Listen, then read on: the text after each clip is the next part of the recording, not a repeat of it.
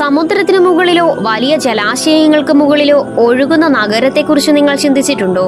ഒരുപക്ഷെ ഏതെങ്കിലും സാങ്കല്പിക കഥയിലേക്കോ സിനിമയിലേക്കോ നിങ്ങളെ നയിക്കുകയാണെന്ന് ധരിക്കരുത്. യഥാർത്ഥത്തിൽ നടന്നുകൊണ്ടിരിക്കുന്ന ഒരു പദ്ധതിയെക്കുറിച്ചാണ് പറയുന്നത്. അതിജീവനത്തിനായി മനുഷ്യർ ഒഴുകുന്ന നഗരങ്ങൾ നിർമ്മിക്കുവാനുള്ള തയ്യാറെടുപ്പിലാണ്. സമീപഭാവിയിൽ ഒഴുകുന്ന നഗരങ്ങൾ സാധ്യമാക്കുന്നതിനായുള്ള പദ്ധതിയിലാണിപ്പോൾ ദക്ഷിണ കൊറിയ.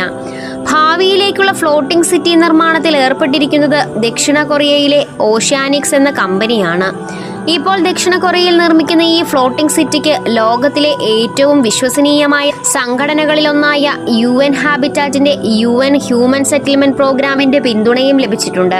അതിനു പിന്നാലെ വെള്ളപ്പൊക്കം, സുനാമി, ലെവൽ 5 ചുഴലിക്കാറ്റുകൾ എന്നിവയെ നേരിടാൻ കഴിയുന്ന ബുസാൻ തീരത്തിനടുത്തായി ഒരു സമ്പൂർണ്ണ ഫ്ലോട്ടിംഗ് നഗരം നിർമ്മിക്കുവാനാണ് ഇവർ ശ്രമിക്കുന്നത്. വെള്ളത്തിൽ പൊങ്ങിക്കിടക്കുന്ന ഒരു നഗരം എന്ന ആശയം കുറച്ചു വർഷങ്ങൾക്ക് മുൻപ് ഒരു ഫാന്റസി പോലെയായിരുന്നു ഭൂരിപക്ഷം പേർക്കും തോന്നിയിരുന്നത്.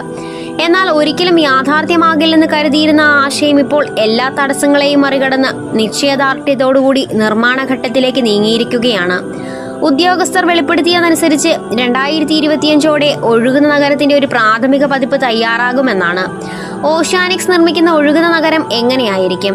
ഓഷ്യാനിക്സ് തന്നെ വെളിപ്പെടുത്തിയതനുസരിച്ച് ഒഴുകുന്ന നഗരത്തിന് അതിന്റെ ഉപരിതലത്തിൽ 10,000 നിവാസികൾക്ക് അഭയം നൽകുവാനുള്ള ശേഷിയുണ്ടായിരിക്കുമെന്നാണ്.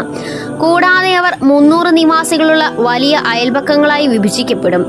ആഗോളതാപനം മൂലം ഉയരുന്ന സമുദ്രനിരപ്പിനെതിരെ പോരാടുന്നതിനാണ് നഗരം നിർമ്മിക്കുന്നത്.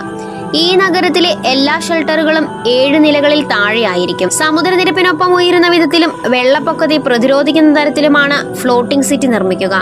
നഗരത്തിന്റെ അടിത്തറ സമുദ്ര കൃഷിയെ പ്രോത്സാഹിപ്പിക്കും. അങ്ങനെ നഗരം സുസ്ഥിരമായ ഭക്ഷണം, ഊർജം, വെള്ളം എന്നിവയുടെ കാര്യത്തിൽ സ്വയം പര്യാപ്തവുമാകും.